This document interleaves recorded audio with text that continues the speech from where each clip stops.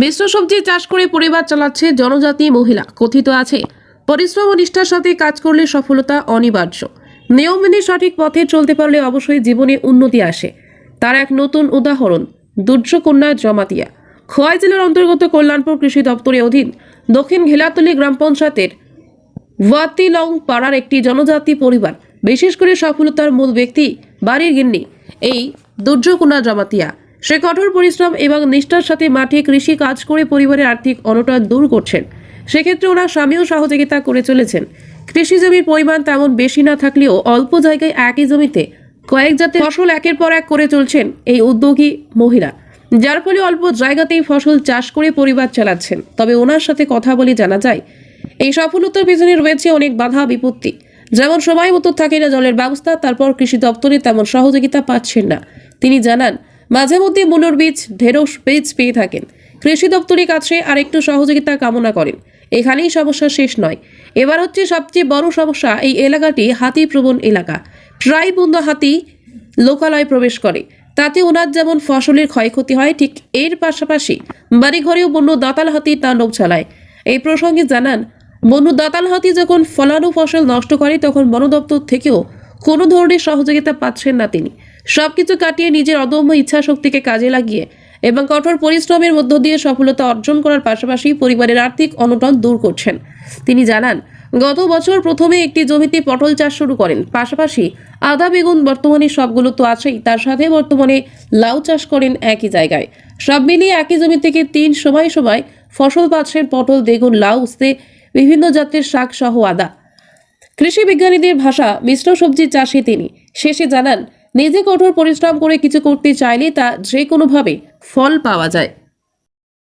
ফার্স্টে পটল লাগাইছে, পটল লাগাইয়া কারকল লাগাইছে, তারপরে আবার এখানে লাউ লাগাইছে।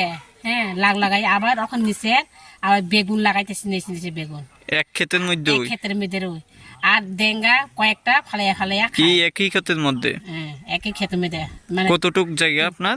আমার তো জায়গা একটা 11 গন্ডা আর একটা 12 গন্ডা। যেটার মধ্যে পটল লাগাইছেন, করছিল যেটার মধ্যে পটল লাগাইছেন কতটুক? এটার পটল তুলো লাগাইছে 11 গন্ডা। 11 ঘন্টা। এটার মধ্যে পটলও আছে, বেগুনও আছে, লাউ আছে। লাউ আছে। কি কারণে নষ্ট হয়? আমিও খাতির করতে পারছি না, আর জল তল লাগিয়ে গই মানে হয়ে গেছে গা, নষ্ট হয়ে গেছে গা। এই সবজি ক্ষেতগুলিতে কি হাতি আইনি? হাতি আয় অনেক। আমার আগে যে লাবার লাগাইছে 1 পয়সা পাইছে না, পুরা 2 কানি। সবজি ক্ষেত যে লাগাইছেন আইনি? হ্যাঁ, সবজি ক্ষেতে আইনি হাতি? আয়ে ওই তো ওইখানে কলা গাছ খাইয়া যায়, আর পরে আমার বাস্তা ভাঙিয়া দেওয়া যায়, নষ্ট করে দেওয়া যায় এখানে আমার ফসল। আপনি কি করেন এমনিতে? এই সবজি গৃহস্থী করেন? কি নাম আপনার? আমার নাম দুর্যকন্যা জমাতিয়া। কোন জায়গায় বাড়ি? ওয়াতলং পাড়া, দক্ষিণ গিলাতলি। এমনিতে কি সরকারি কোনো সুযোগ সুবিধা পাননি? বীজ বা সার ওষুধ কিছু পাওয়া গেছে না, শুধু মূলা বীজ পাইছে। এবারে কি কইবেন? ওই তো 1 প্যাকেট দিছে, আর কিছু পাইলে বালা। কোনো সুবিধার পাইছি না আমি। লাউটা হাতির সমস্যা যখন নষ্ট করে তখন কি ফরেস্টাররা দেখেনি? না কিছু দেখে না। লাবার ওই 2 কানি লাগাইছে, কালকা যায় কাদমু করে সব 2 কানি পরিষ্কার করে দিয়ে গেছে। আবার আমি মরিচ লাগাই, কোনো 1 টাকাই পাইছে না। এই পয়সাটা নষ্ট করে পাই না কিছু। তখন তো আবার বাড়ির সামনে আইয়ে কলা গাছ আছে কয়েকটা, ওই কলা গাছ ওই খায়া আবার ভাঙিয়া দেওয়া যায় বাড়ির সামনে। তখন কি যা হাতির স্টাফ আইনি দাওয়াইতে? স্টাফ আইয়ে আয়ে পারি করেও ঢুকে হাতিগুলা?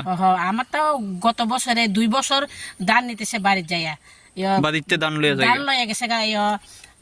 2 বস্তা করে 2 বছর লেগে গেছে গা। 3টা বস্তা লেগে গেছে গা আমার। এই কৃষিকাজ কি আপনি নিজেই করেন? বেশিরভাগ নিজেরে করে। আমরা নিজেরাই করেন? আমরা হাজবেন্ড যে দুজন করেন। কি রকম লাভবান হন? পায় অনেক, তো পায়, করলে পাওয়া যায়।